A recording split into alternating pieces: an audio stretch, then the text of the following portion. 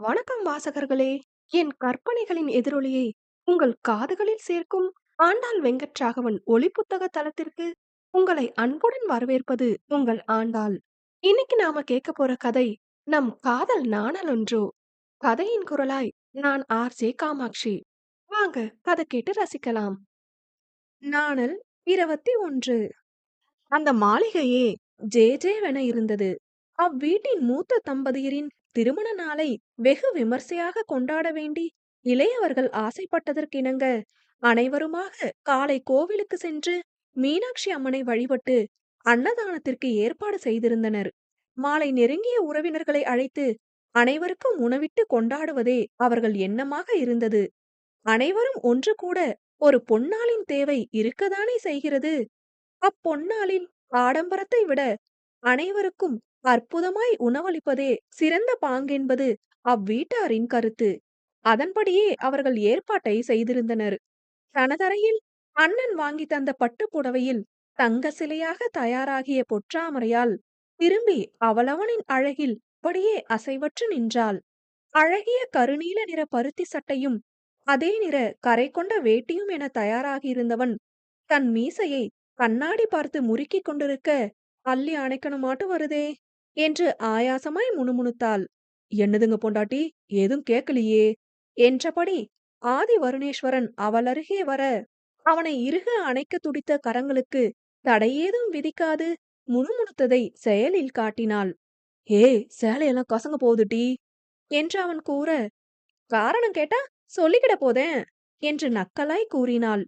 யாரு நீயி?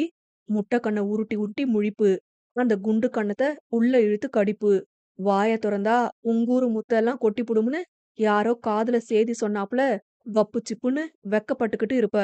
நீயே கேலி பேசுவியாக்கும் என்று அவன் கேட்க, அதில் நாணத்தோடு சிரித்தவள், உங்ககிட்ட பேசுறாப்புல அம்புட்டு பேர்கிட்டயும் பேசிக்கிட முடியுமாக்கும் என்றாள். அதுவும் சரிதேன் என அவளை இடையோடு கட்டிக்கொண்டவன் அவள் காது மடலில் ரகசிய குரலில், அம்சமா இருக்கையாள் என்று கூறினான். அந்த குரலில் கசிந்த மோகம் அவளை என்னவோ செய்திட, போதும் போதும் விடுங்க, கீழே எல்லாரும் தயாரா கிடப்பாக என சமாளிப்பாய் அவனை நகர்த்தினாள். அதில் சிரித்து கொண்டவன், வாங்கிய அந்த பரிசெங்க என்று வினவ, சிறு முக சுருக்கத்துடன் சென்றவள் அதனை எடுத்து வந்தாள். அவளது அண்ணா அண்ணி இருவருக்குமான மெல்லிய தங்க சங்கிலி அது. எதுக்கு முகம் இப்படி கோணுது என்று அவன் கேட்க, இம்புட்டு செலவு தேவதானா என்று பொறுக்க மாட்டாது கேட்டு விட்டாள். என்ன யாழ் இது, பரிசு கொடுக்க வாங்கின பொருளுல கணக்கு பாக்குறியே என்று அவன் கண்டிப்பாய் கேட்க, பரிசு மனசார வாங்கணுமுங்க, இதுல எனக்கு மனசே ஒப்பலையே என்றாள். ஏன் ஒப்பல என்று அவன் கேட்க, இம்புட்டு செலவு வேணுமா இப்போ? போன வாரம் தானே உங்க கூட வேலை பாக்குறவங்க சொன்னதா ஒரு வீட்டோட விவரத்தை காட்டினீங்க. காசை சேர்த்து வச்சிருந்தா கொஞ்ச மாசம் போக நாம வாங்கிக்கிறதா பேசி வச்சிருந்திருக்கலாம்ல என்று கேட்டாள். நமக்கு இன்னும் எத்தனையோ நாள் இருக்கே ஆழ்மா, விழா போல சிறப்பா கொண்டாடுறாக. 22 வருஷம் வாழ்க்கை, ஏதாவது நல்லதா வாங்கி கொடுத்தா நிறைவா இருக்கும்ல என்று அவன் கூற, அங்கமா வாங்கினாத நிறைவா என்று கேட்டாள். இப்ப என்ன, நாம இருக்கிற வீட்டுல வசதி படலையா உனக்கு என்று சட்டென வார்த்தையை விட்டிருக்க, அத்தனை நேரம் இருந்த மோக நிலை கலைந்தவளாய் அவனை விழுக்கென நிமிர்ந்து பார்த்தாள். உன் ஆசைதானே எனதாய் கொண்டு பேசுகிறேன், உனது ஆசை என் ஆசை எனதானே கருதுகிறேன் என்ற அவளது சொல்லப்படாத வாக்கியங்களின் வழி அந்த விழிகளில் கண்ட பின்பே அவன் விட்ட வார்த்தைகளின் கூர்மையை உணர்ந்தான். கண்களில் குளம் கட்ட துடிப்பதை சிரமப்பட்டு அடக்கியவள் பரிசு பெட்டியை அவன் கையில் திணிக்காத குறையாய் வைத்துவிட்டு குளியலறைக்குள் சென்றுவிட, அவளை நிறுத்த வேண்டுமெனவும் தோன்றாது வருந்தி நின்றான். இப்படி ஒரு நன்னாளில்தான் ஒரு ஊடலை உருவாக்கிட வேண்டுமா என தன்னடக்கமற்ற தன் நாவை திட்டிக் கொண்டவனும் அப்படியே கட்டிலில் அமர்ந்து விட்டான். தன் நிலையை உயர்த்தி காட்டிவிட வேண்டுமென்ற நோக்கத்தோடு அவன் அதை வாங்கவில்லை. ஆனால் சற்றே நிலையான பொருளாய் பரிசாய் கொடுக்க வேண்டுமெனதான் நினைத்தான். அதன் பொருட்டே அவன் இப்பரிசை வாங்கியிருக்க, பரிசை கொடுக்கவிருக்கும் தருணம் வரையிலும் கூட மனமாற அதை கொடுக்க விரும்பாத மனைவியின் செயல் கொடுத்த அதிருப்தியில் பட்டென வார்த்தைகளை விட்டிருந்தான். வார்த்தைகளை பெற்றவளுக்கென்னவோ அதன் கூர்மையான தாக்குதல் ஏற்படுத்திய வழிதான். ஆனால் அவற்றை கொட்டி விட்டவனுக்கு தன்னவளை காயப்படுத்தி விட்ட வேதனையோடு சேர்ந்து கொட்டிய வார்த்தைகளை அள்ள முடியவில்லையே என்ற ஆற்றாமையும் வதைத்தது. சில நிமிடங்களில் பாவை வெளியே வர அவளை பரிதவிப்போடு பார்த்து நின்றான். அழுதது தெரியாதிருக்க மீண்டும் முகம் கழுவி தன்னை திருத்திக் கொண்டு அவள் வந்தது அவனுக்கு தெளிவாய் புரிந்தது. "கீழ போலாம், எல்லாம் காத்திருப்பாக" என்று கூறியபடி அவள் செல்ல நானும் அவள் பின்னோடே சென்றான். குட்டி கிராமமே கூடியிருந்தது அம்மாளிகையில். கூட்டத்தில் அவள் பின்னோடே சென்று கொண்டிருந்தவனை உறவினர் கூட்டங்கள் பிடித்துக் கொண்டன. குடும்பத்து ஆட்களை மனனம் செய்யவே அவனுக்கு ஏக நாட்கள் எடுத்தபோது இந்த குட்டி கிராமமெல்லாம் அவனுக்கு சற்றும் அறிந்திடாத உறவுகள். எப்போதும் அவனுடனே இருந்து ஒவ்வொரு உறவினரையும் நினைவூட்டுபவள் இன்று அவனை அம்போவென விட்டு தன் அண்ணிகளோடு ஐக்கியமாகி காரியத்தில் ஈடுபட அவனுக்குதான் ஐயோ என்றானது. முதலில் தன்னை இப்படி தனியே விட்டு சென்று விட்டாளே என்று கோபம் எழுந்த போதும் சில நிமிடங்களில் அவள் மனநிலை குறித்து கவலையும் எழுந்தது. தன்னிடம் வந்து பேசுவோரிடம் கவனம் செலுத்த இயலாது கண்களால் தன்னவளை தேடியவனுக்கு முன் ஆபத் பாண்டவனாய் வந்தான் அக்னி. "ஏ அக்னி" என்றவன் கூட்டத்திலிருந்து நாசுக்காய் விலக, "என்னடே தனியா வார? எங்க அம்மைய காணோம்" என்று அக்னி கேட்க, "ம் உங்க அம்மா என்னைய அம்போன்னு விட்டு போட்டு போயிட்டா" என்று ஆற்றாமையும் சோகமுமாய் கூறிய ஆதியை பார்க்க கோபித்துக் கொண்டிருக்கும் குழந்தையைப் போலதான் தெரிந்தது அக்னிக்கு. சிரிப்பை அடக்கிய வண்ணம், "ஏண்டே" என்று அவன் வினவ, "ஒண்ணுமில்ல, சின்ன சண்டை. என்னைய உங்க குட்டி கிராமத்துக்கிட்ட கோத்து விட்டு போட்டு போயிட்டா" என்று ஆதி கூறினான். அதில் பக்கென சிரித்த அக்னியை முறைத்த ஆதி, "சிரிப்பு வருதாக்கும், மச்சான் குடும்பஸ்தன் ஆயிப்பாரு, பொறவு புரியும்" என்று கூற, "எல்லாம் ஆவும், அதுக்கு இன்னும் காலம் இருக்கு" என்று அக்னி கூறினான். "எப்போ தாத்தாவான பொறவா?" என்று அங்கு வேலை செய்து கொண்டிருக்கும் திலகாவை பார்த்தபடி ஆதி வினவ, மெல்லிய சிரிப்பு அக்னியிடம். முந்தைய நாள் விழாவிற்காக வேலை செய்து கொண்டிருந்த திலகா மயங்கி சரிந்திருந்தாள். அனைவருமே பதறிவிட வேந்தன் மனைவியை மடித்தாங்கி அவள் கன்னம் தட்டி எழுப்ப முயற்சித்தான். நீர் தெளித்து அவளை எழுப்பியவன் என்னவோ ஏதோவென பதற அவள் நாடி பற்றி துடிப்பை கணக்கிட்ட அர்ச்சனா தேவி, "அடடே எங்க சாமி, வம்சத்தை விருத்தி செஞ்சு புட்டியே மவராசி" என்று கன்னம் வழித்து திருஷ்டி எடுத்தார். அதில் மொத்த குடும்பமும் ஆனந்தமாய் அதிர அன்றே அவளை மருத்துவமனை அழைத்து சென்று 2 மாத கரு உருவாகி இருப்பதை உறுதி செய்து கொண்டு வந்திருந்தான். அது குறித்தே ஆதி அக்னியை கேலி செய்ய, "பெங்களூர்ல ஒரு ப்ராஜெக்ட் லீட் பண்ற ஆப்பர்ச்சுனிட்டி வந்திருக்குடே" என்று அக்னி அமைதியான குரலில் கூறினான். "டேய் மச்சான், சொல்லவே இல்லையேடா" என்று ஆதி உற்சாகமாக வினவ, "இன்னும் யாருக்கும் சொல்லலடே" என்று சுரத்தே இன்றி கூறினான். "என்னடே, நல்ல சோழிதன, உனக்கு ப்ராஜெக்ட் லீட் பண்ற கெப்பாசிட்டி இருக்குது. கொடுக்காம தட்டி கழிச்சப்பவெல்லாம் வருத்தப்பட்டதா சொன்னியே, பொறவென்ன" என்று ஆதி கேட்க, "எனக்கு ஊரு தாண்டே பிரச்சனை. இங்கன வேணா பரவாயில்ல, அம்புட்டு தொலைவு போதேன். 1 வருஷத்துக்கு எந்த லீவுமே எடுத்துக்கிட கூடாதாம். அங்கனவே இருந்து சோழிய பார்த்து முடிச்சு போட்டு வந்துக்கலாமா. ஆத்திர அவசரம் முன்னதான் ஒரே ஒரு முறை லீவ் உண்டாம்" என்றான். "வேலைன்னு ஆகி போச்சுன்னா இப்படி சிக்கல் வரும் தானடே. இதுக்கெல்லாம் பார்த்தா நீ ஆசைப்பட்டது நடக்குமா? இத ஒழுங்கா முடிச்சு கொடுத்து வந்தா இங்கனவே உனக்கு ப்ரொமோஷன் போடுவாங்கல்ல" என்று ஆதி கூற, "அதாண்டே நானும் யோசிக்குதேன். அண்ணனுங்க கிட்ட கேட்கணும். பேசி சம்மதிக்க வைக்கணும். அவங்க எங்கனையோ பொண்ணு தேடுற சோழில இருக்காக. 6 வேந்த 2 முடிச்சோம். எனக்கு முடிக்காதது சங்கடமா இருக்குது அவங்களுக்கு" என்று கூறினான். "அவங்க கவலையும் நியாயமானது தானடே. சரி போன விட நீயும் சின்ன பையன் இல்லையே. இளம போனா திரும்ப வராதுல்லடே" என்று கூறிய ஆதி, "இந்த 1 வருஷத்துக்கு மட்டும் தட்டி கழிச்சு போட்டு சோழிய முடி. இல்லாட்டி பொண்ணு தேட சொல்லு. எல்லாம் சுலுவா முடிவாகவே 1 வருஷம் ஆகி போவுமே. உனக்கு வேற ஏகப்பட்ட அத்தை பொண்ணு மாமா பொண்ணு இருக்குது" என்று கண்ணடித்தான். "போடே லூசு பயலே" என்று திட்டிய போதும் நண்பனை கழுத்தோடு இறுக்கிக் கொண்டவன் அடுத்ததிலிருந்து அவனை விட்டு நகரவில்லை. தான் கொடுத்த தண்டனையை தன் அண்ணன் வந்து நிவர்த்தி செய்திருந்த அழகை ரசித்த போதும் மனதோடு முறுக்கிக் கொண்டே சென்றாள் தாமரையாள். நேரம் ஓடி அனைவரும் ஒன்று கூடி பெரியோரை வாழ்த்த அனைவருக்கும் தம்பதியர் கையால் தாம்பூலம் வழங்கப்பட்டது. அத்துடன் அனைவரும் சென்று உணவருந்த தன்னருகே அமைதியாய் அமர்ந்து உணவருந்தும் மனையாளை அவ்வப்போது ஏக்கமாய் பார்த்தான். பந்தியில் நண்டு பரிமாறப்பட அவள் அண்ணன்களை முந்திக் கொண்டு, "அவளுக்கு நண்டு சேராது, வைக்காதீங்க" என்று அக்கறையோடு ஆதி கூற, அவள் அண்ணன்கள் ஐவருமே அவனை பார்த்தனர்.